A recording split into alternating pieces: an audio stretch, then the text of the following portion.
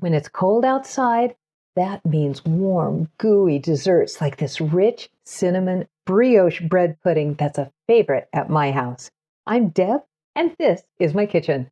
Today's recipe isn't hard to make at all. Anyone can do it, really. So, are you ready? Because the kitchen is now open. Come on in. Let's cook up something good.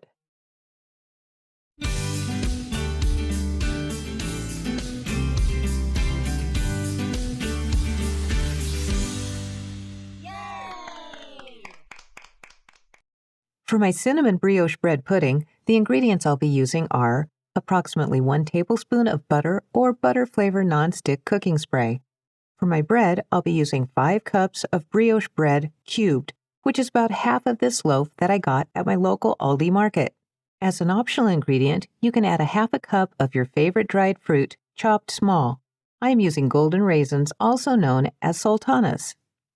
For my custard, I'll be using 2½ cups of milk, scalded, 3 eggs, 1/3 cup of granulated sugar, half a teaspoon of cinnamon, rounded, 1/8 of a teaspoon of nutmeg, and 1 teaspoon of vanilla. We have 2 sauces to go with this bread pudding, a rich caramel sauce with half a cup of butter, half a cup of granulated sugar, half a cup packed of light brown sugar, half a cup of heavy cream, and 2 teaspoons of vanilla, and a lighter white vanilla sauce with 2 cups of heavy cream, 3/4 cup of granulated sugar, a half a cup of butter, and 1 teaspoon of vanilla. First, I'm going to get my baking dishes ready and then fill them with cubed brioche and raisins. This is going to be quick. While my oven's heating to 350 degrees, I grease my ramekins with butter, or you can use butter-flavored cooking spray. Next, I slice my brioche into about 3/4 inch cubes and then divide my bread and raisins between my baking dishes. Next, it's time to get our custard ingredients ready, and we'll begin by scalding our milk, which is actually really easy. All you need is a saucepan and a spatula. I'm using a wide, shallow, heavy-bottomed pan to allow for faster heating. Over medium heat, I warm my cold milk, stirring frequently until just before the boiling point, around 180 degrees, or until small bubbles appear around the inside edges of the pan and a skin starts to form on the top. At this point, the milk is scalded. I remove it from the heat and allow it to cool for about 10 minutes. While my scalded milk is cooling, in a separate bowl, I add my eggs, sugar, nutmeg, cinnamon, and vanilla and whisk them together until combined. Now that the milk has cooled, I slowly add the milk to the egg mixture while whisking constantly until fully blended.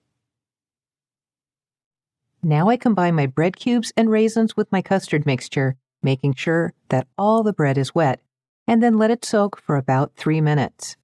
Then I give it another quick stir and spoon it into my buttered ramekins.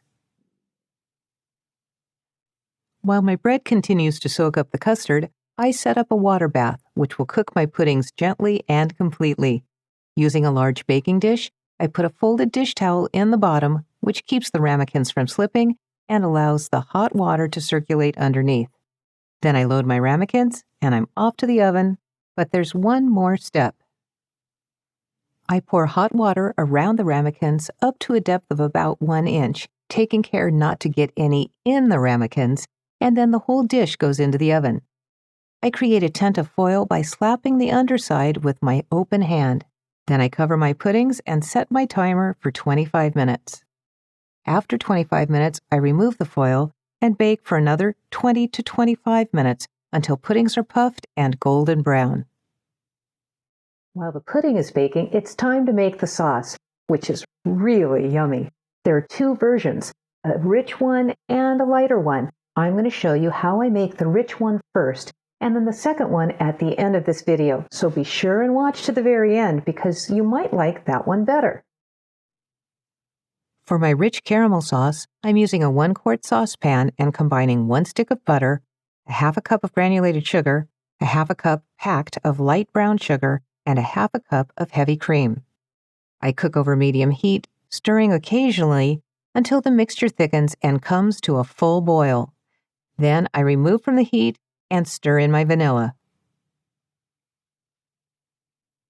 It's been another 23 minutes and the tops of my puddings are golden brown and puffed up high. I check for doneness by inserting a skewer in the center. If it comes out clean, they're done. As the puddings cool, they will shrink back down to about their pre-baked height, making room for my sauce. Serve your puddings and sauces warm. You can sauce before serving or let everyone pour their own at the table. These brioche bread puddings smell of cinnamon, vanilla, nutmeg, and butter, made even better with these amazing sauces. These could cause a stampede to your dinner table, where family is built, because if you feed them this, they will come. Oh, baby. Hey, I'm glad you're still here. Thanks for hanging around. Now I'm going to show you how to make the light vanilla sauce, which is the one that I used for many years, and we just loved it. Using a 1.5 to 2 quart saucepan, I add heavy cream and granulated sugar and stir together. Then I add butter and cook over medium heat, stirring constantly until the butter is melted and the mixture reaches a boil. I continue stirring and cooking for about 3 minutes. Then I remove from heat and I add my vanilla and serve warm over my warm bread pudding. Now that is some kind of good, and I'm going to go have some right now.